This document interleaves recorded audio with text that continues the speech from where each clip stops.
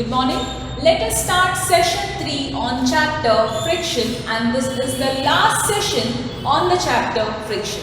In our previous class, we understood that friction is a necessary evil. That means friction is advantageous to us as well as it brings about some disadvantages.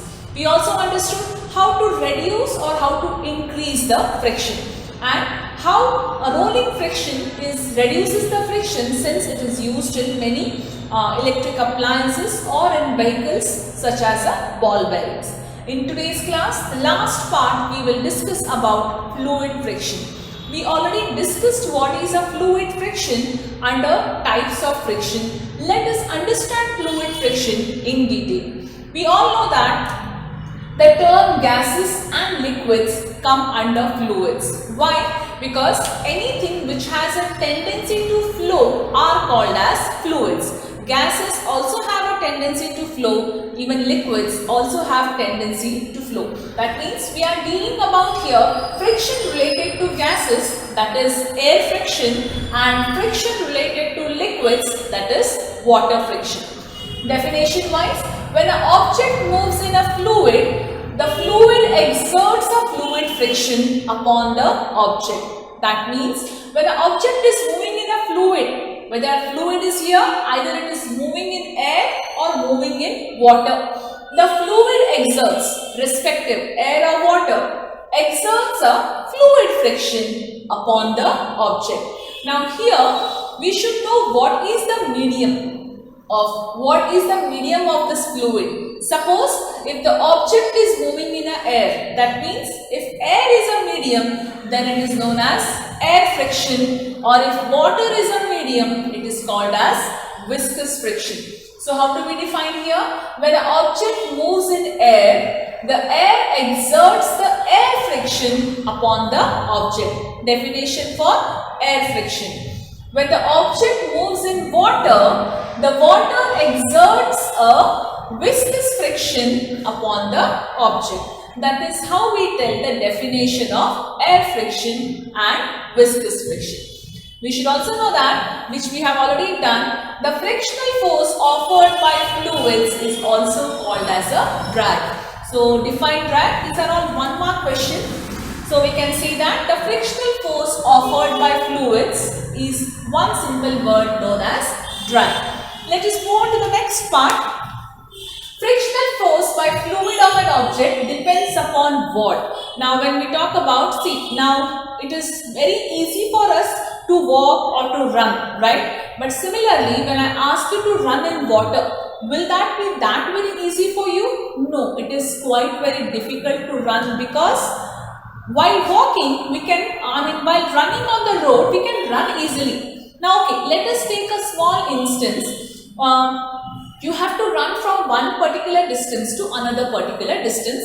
A similar distance, we will choose that a person has to run in water. That means the person who is running on the land finds it much easy than a person who is running in water, because there is more friction in water, or fluid exerts, or water exerts more friction than in land. But on land, that is on the ground, there is also a type of friction that is nothing but air friction. Suppose if it is very windy and if I ask you to run, is it possible for you to run? It becomes difficult, because if this is the motion of our body which is moving and air is hitting us in the opposite direction, that is nothing but air friction, it is difficult for us to move, but still it is easier on the land than in the water. So what are the different things it depends upon? Let us see here.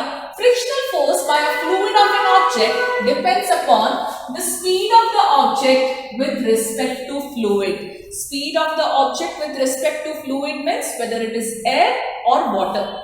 Nature of the fluid, of course, yes. Now that's what I gave you an example. It is very easy to walk or run on a ground that is in air, we can tell. Why? Because everywhere there is air. Now I can't tell here there is a water. If I am walking comfortably, that means I am walking against the air friction, correct? So this is the air friction which is stopping me, and this is I am who is walking to this direction. Air friction and I am walking. because motion of an object always opposes part is friction. Nature of the fluid, whether it is air or whether it is water. Shape of an object, yes. Shape of an object also plays a very important role. I have just written something called as streamlining. Now if you have seen, the object which is moving in water have a different typical shape, or the objects which are flying in air, they also have a typical shape. Shape of an object will also matter upon the frictional force given by the fluids. Let's discuss more about shape of an object, how it actually matters. So an object travels in a fluid, it loses energy in order to overcome the fluid friction. Of course, yes. Now suppose I ask you to run a certain distance, and today Monday, let's see how much tired you feel or how much energy is lost or something. The next day I'll ask you to swim same distance. That means you feel double tired than what you have done running or jogging, right? That is because in fluids you tend to lose your energy much more than air. I mean, in water you tend to lose your energy much more than in air. That means an object traveling in a fluid loses its energy in order to overcome the fluid friction. That means in water you have to spend more energy, more of your energy is lost than in air. How? Hence they have a special shapes. Now even when you are swimming also, you actually typically tend to go in a special shape. Now for example, if you have seen ship, boat or fishes or anything which is moving in water or in air, they have a something pointed like shapes, right? Why? Because that pointed like shape is called as a streamlined shape. Hence they have a special shape. Ships and boats have a special shape to resist the fluid friction. Of course, yes. Have you seen ship? It is square in nature, round in nature, oval in nature. No. They are shaped where it is pointed towards the end. That is called as a streamlined shape to resist the fluid friction. Birds and aeroplane can fly in air. Now see, birds, how they, similar nature of the bird and aeroplane is same. They have a pointed thing, right? So that is how they can fly in air, resist the air friction. They too have a streamlined shape. Fishes swim in water. Now fishes can swim in water, that is because they have gills, fins, etc. It makes them easier to swim in water. They do have a streamlined shape. Now for example, if you go to a store, you can buy some accessories when you go for swimming, right? A type of fins for your legs, for your hands, for your body.